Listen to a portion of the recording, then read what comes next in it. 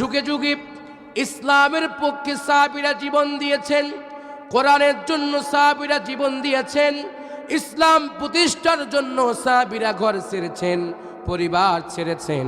আবার কেউ ইসলামের ক্ষতি করার জন্য ঘর ছেড়েছেন, বাড়ি ছেড়েছেন, স্বামী ছেড়েছেন, নারী ছেড়েছেন, ঘর বাড়ি বিক্রি করে কেউ ইসলাম প্রতিষ্ঠার কাজ করেছেন।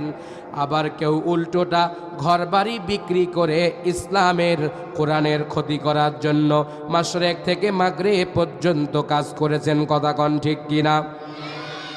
তার দৃষ্টান্ত হলো আমার ভাইয়েরা, মুসা আলাইহিস সালাতু ওয়াস সালাম যেই দিন তার মায়ের গর্ভে আসলেন, কার পেটে? মায়ের গর্ভে আসলেন। কথা বোঝা যায়?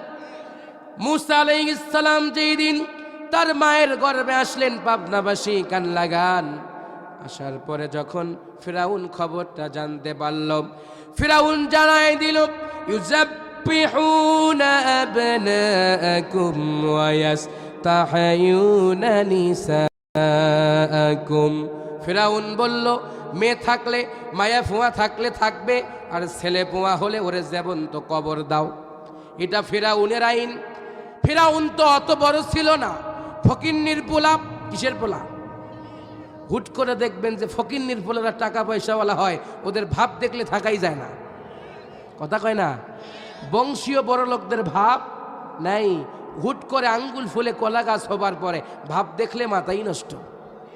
ওর কাছে মানুষ মানুষই মনে হয় না। হ্যাঁ, হুন্ডা সার খেয়ে। আমার বাবাজিরা কান লাগান, যে কথা আমি বলছিলাম, যুগে যুগে ঘর বাড়ি বিক্রি করে কেউ কোরআনের কাজ করেছেন, আবার কেউ ঘর বাড়ি বিক্রি করে কোরআনের বিপক্ষে কাজ করেছেন। পক্ষ কয়টা? একটা হলো হিজবুল্লাহ, আর একটা হলো হিজবুশ শায়তান।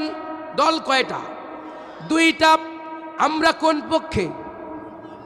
আমরা কোরআনের পক্ষে। আর যারা বলবে হুজুর আমি কোরআনের পক্ষে না, তাহলে ওই ভাই হলো শয়তানের পক্ষে। ঠিক কিনা? আমরা তো কেউ শয়তানের পক্ষে যেতে চাই না।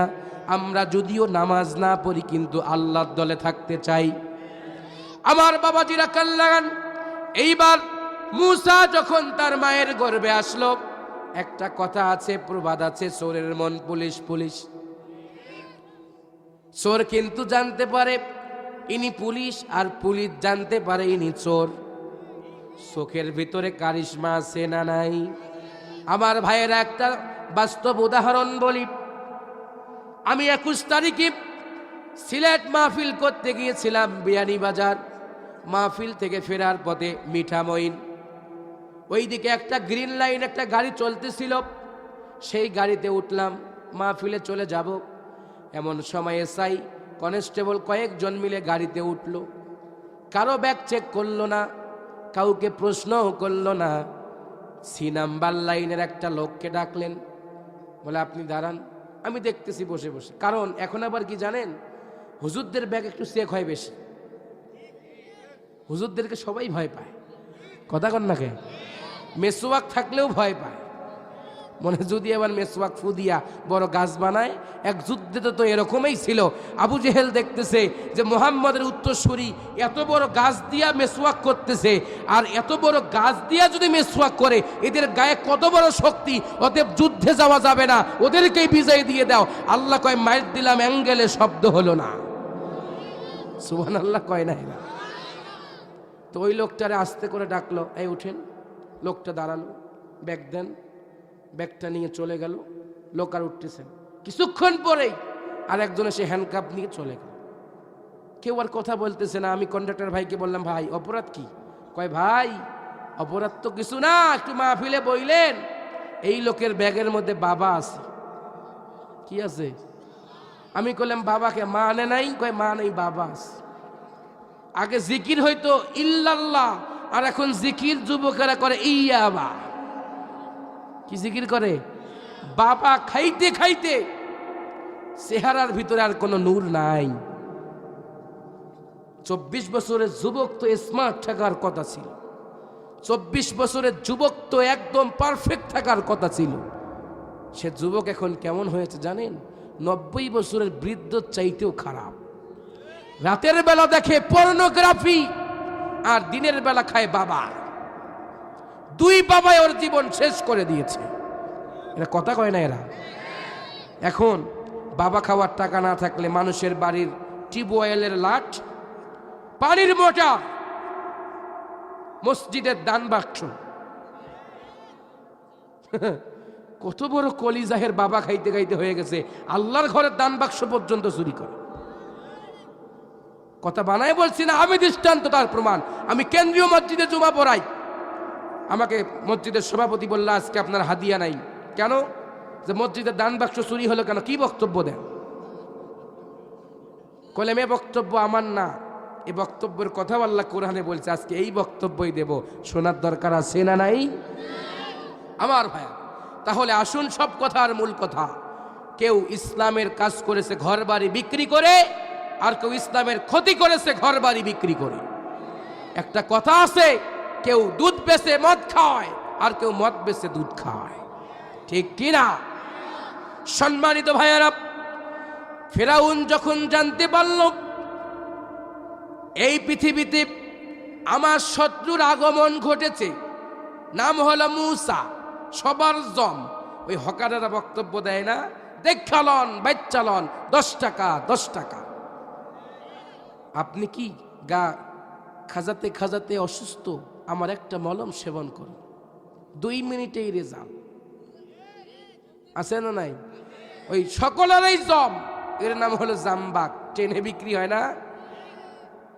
এই জামবাক মলমের মতো ফিরাউন ভয় পেয়ে গেল। ফিরাউন মনে মনে ভাবলো, আমার জম তো পৃথিবীতে এসে গেছে, আর তো মনে হয় আমার থাকা চলে না।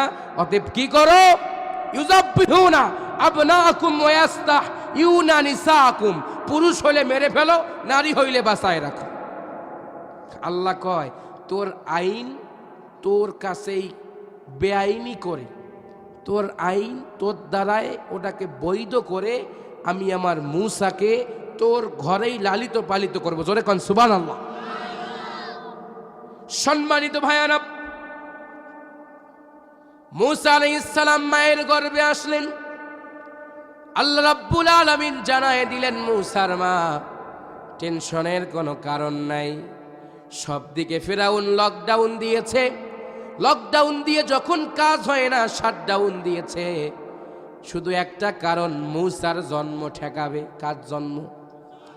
আল্লাহ যদি কারো পক্ষে থাকেন, পৃথিবীর কোনো শক্তি তার ক্ষতি করতে পারে না, ঠিক কিনা? ও পাবনাবাসী, দিলের কান লাগান বাবাজিরা, মায়েরা, আব্বা জানেরা, যুবক ভাইয়েরা। এইবার ফিরাউন আইন করল, আল্লাহ রাব্বুল আলামিন জান্নাত থেকে ফেরেশতাকে পাঠায় দিয়া বললেন, ফেরেশতারে, দুনিয়ার কোনো আম কাঠ না, কাঁঠাল কাঠ না, দুনিয়ার সাধারণ কোনো কাঠ না, আমি আল্লাহ জান্নাতের কাঠ দিয়া সুন্দর করে বাক্স বানাইলাম। এই বাক্স দরিয়ায় দিলে কখনো ডুবে যাবে না, এই বাক্স দরিয়ায় দিলে কখনো নষ্ট হয়ে যাবে না। সুবহানাল্লাহ। কষ্ট হইতেছে? চলবে? এই বাক্স কখনো নষ্ট হবে না, এই বাক্স কখনো পুরান হবে না, কখনো ধ্বংস হয়ে যাবে না, টেনশনের কোনো কারণ নাই। এই বাক্স দরিয়ায় ছেড়ে দিলাম, এই দরিয়ায় বাক্স ভাসতে থাকবে। আর ফিরাউন তো রাষ্ট্রের প্রধান, তরমুজ বিক্রেতা থেকে ফিরাউন অবৈধভাবে ক্ষমতায় এসে গেছে।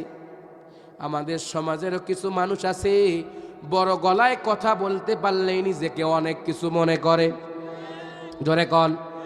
বড় গলায় কয় কথা, রাতারাতি হয় নেতা, আকাম কুকাম সব করিয়া ঘরে নেতা আস্তানা, আসলে সব পেট পূজায় আর ভোট্টা নে আর বাহানা, আসলে সব পেট পূজায় আর ভোট্টা নে আর বাহানা।